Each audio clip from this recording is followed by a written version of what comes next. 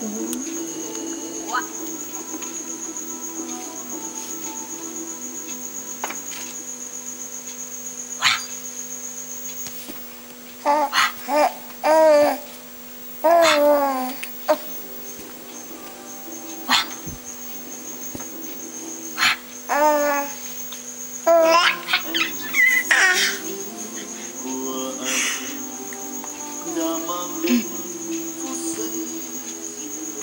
câu chuyện tình yêu muôn thuở xoay quanh cuộc sống tình yêu của những người trẻ thời hiện đại được truyền thể từ kịch bản phim của Hàn Quốc Cầu vồng tình yêu.